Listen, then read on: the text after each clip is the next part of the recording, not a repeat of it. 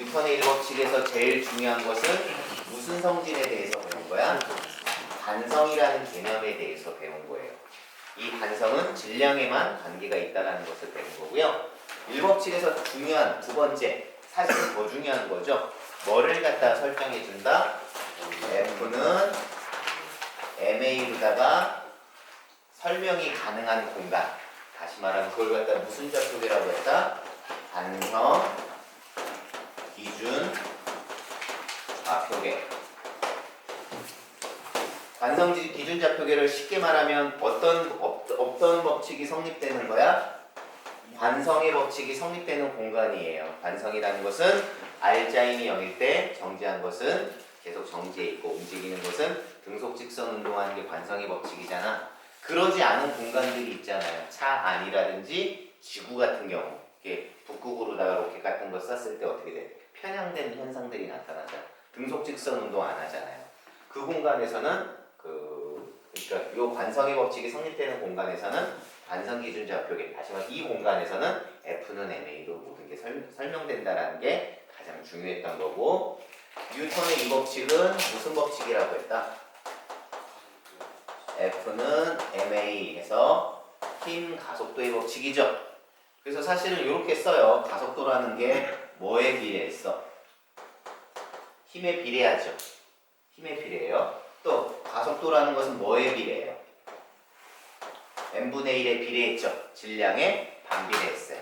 그걸 한꺼번에 쓰면 어떻게 돼요? 한꺼번에 A는 n분의 F가 된다라는 얘기가 될 거예요. 그죠? 그런데 비례한다라는 게 같다라는 건 아니잖아. 그럼 요 식을 갖다가 어떻게 변형할 수 있다? A는 K분의 1에 n분의 F라고 쓸 수 있겠죠? K라는 것은 뭐가 되는 거야? 상수가 되는 거잖아.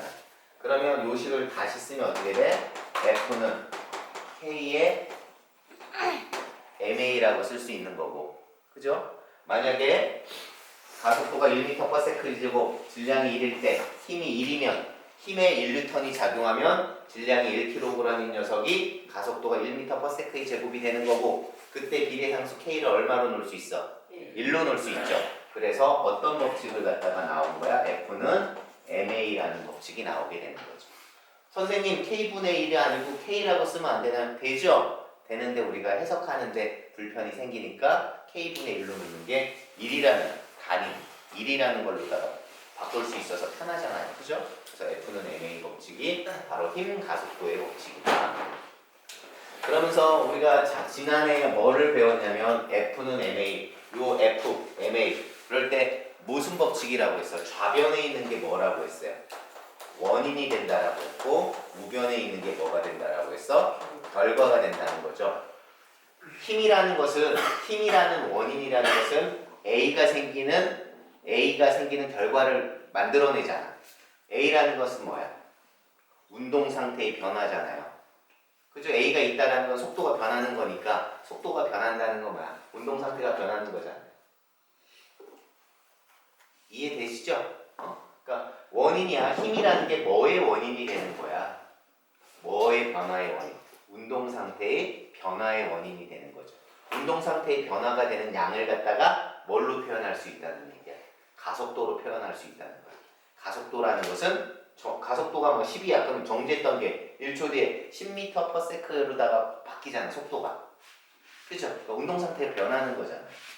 그래서 여러분들 뉴턴의 이 법칙은 무슨 법칙이라고 한다? 원인과 결과의 법칙. 다시 말하면 인과 법칙이라고도 얘기하는 거예요.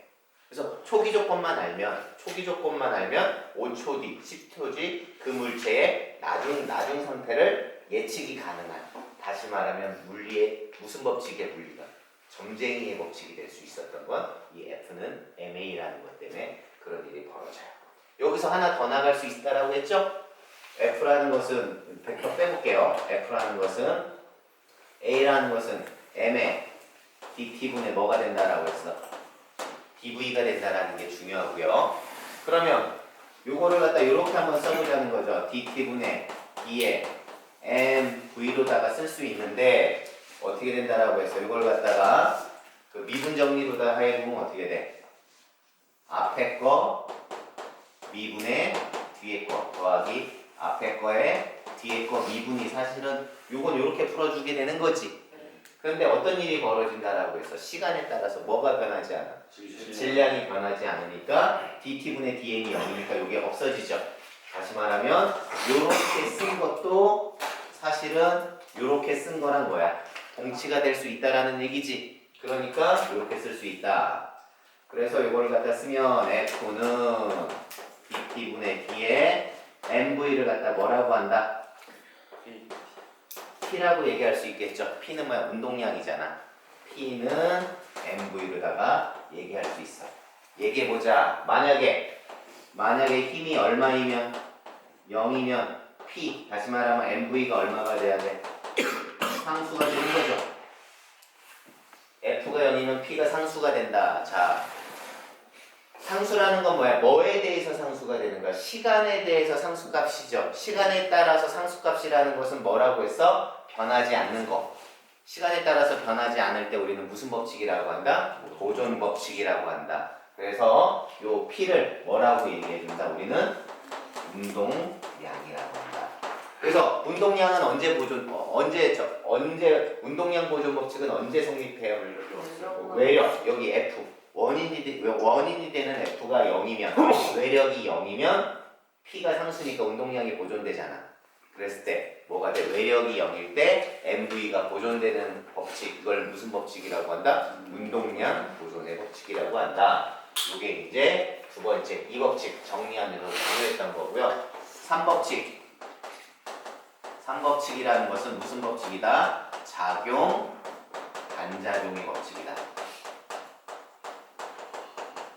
작용, 반작용의 법칙은 어떻게 보면 힘의 성질이라고 보면 되는 거야. 힘은 항상 어떻게 존재한다? 쌍으로 존재한다. 방향은 어떻게 존재한다? 반대 방향으로 존재한다. 작용점은 몇 개가 존재한다? 2개가 존재한다 해가지고서 여러분들 요 세 가지 지난 시간에 배운 게 뉴턴의 3법칙 이렇게 된 거죠. 작용 반작용의 법칙으로도 뭐 할 수 있다라고 했어? 운동량 보존 법칙도 성립된다라는 걸 보일 수가 있다라고 했죠? 어떻게 썼어? 정리하는 거니까 M1이 있고요. M2가 있어. 그러면 요 사이에 2가 1을 잡아당기는 힘이 있고요. 1이 2가 잡아당기는 힘이 있습니다. 그럼 2가 1을 잡아당기는 것 때문에 누가 움직이는 거야? 여기 움직이는 거, M1이 움직이는 거죠. 그래서 F는 2가 1을 잡아당기는 것은 누구의 변화가 돼? A의, 그 1의 변화가 되는 거죠? 이걸 쓰면 어떻게 쓸 수 있어? dt분의 d에 M1 V1이라고 쓸 수 있고 그 다음에 F1, 2는 어떻게 돼요? 2를 갖다가 변화시켜주게 되는데 이걸 어떻게 쓸 수 있어? dt분의 d에 M2 V2로 되는데 이것을 갖다 어떻게 할 수 있다? 더해주면 M21, M12 뭐야? 크기는 같고 방향은 반대니까 수학적인 산술적인 걸로 합으로 더해주면 또 얼마가 돼? 0이 되고 dt분의 d M1 V1 더하기 M2 V2가 된다. 자, M2와 M12는 무슨 관계죠? 작용, 반작용의 관계죠. 이걸 뭐라고 해? 글자? 뭐라고 해? 작용과 반작용이 작용할 때 내력이 작용할 때 그걸 다른 말로 말하면 외력이 얼마일 때? 0일 때. 외력이 0일 때 내력이 작용할 때 작용 반작용이 작용할 때는 어떤 일이 벌어진다? 좌변이 0이니까 M1 V1 더하기 M2 V2가 뭐가 돼야 돼? 이게 뭐가 돼야 돼? 상수가 돼야 되겠죠? 상수가 된다는 것은 시간에 따라서 변하지 않는 양이니까 뭐야? 보존되는 거죠. M1 V1 더하기 M2 V2 이거 뭐예요? 운동량이죠. 여기서도 운동량 보존 법칙이 성립이 된다라는 거죠. 자, 이게 이제 중요한 내용일 겁니다. 그래서 운동의 법칙 시험 문제 이게 뭐냐, 요게 뭐냐, 이게 뭐냐. 그 단편적인 거는 과학부 학생들한테 물어보지 않아요. 당연하겠죠. 이제 너무 일반적인 거기 때문에 요거에 대해서 여러분들이 얘기해 주셨으면 하는 겁니다. 자, 다 됐고요. 이제 선생님하고 이제 지난 시간처럼 생각할 문제에 대해서 한번 얘기해 볼게요. 엘리베이터.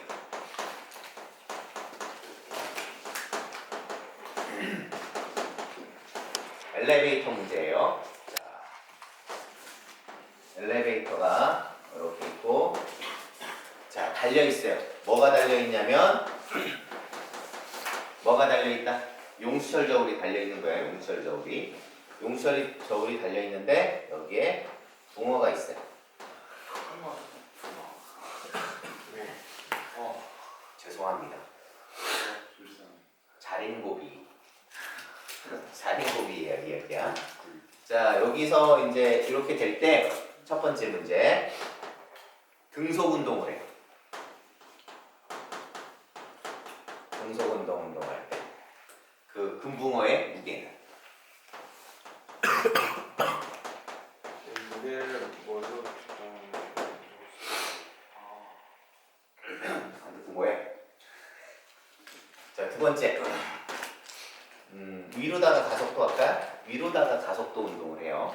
그럴 때 금붕어의 무게. 세 번째. 아래로다가 가속돼요. 이게 요거를 갖다가 한번 풀어보시기 바랍니다. 두 번째. 요게 이제 하나로 생각하면 두 번째는 뭐냐면 가속도가 플러스 마이너스 2m/s의 제곱이라고 해. 플러스 마이너스. 그러니까 한 번은 뭐야? 위로다가 가속된다라는 거고 하나는 아래로 가속된다는 거야. 그럴 때 금붕어의 무게가 40.0N이라고 생각해 봅시다. 좀 얘가 생명공학의 힘을 갖다가 해서 금붕어가 좀 많이 커요. 몇 킬로그램짜리? 4kg. 보통 송어가 한 마리에 2kg 정도 되죠. 그래서 한 두 개 정도 송어 크기의 금붕어라고 해요. 큰 고기. 자, 풀어봅시다.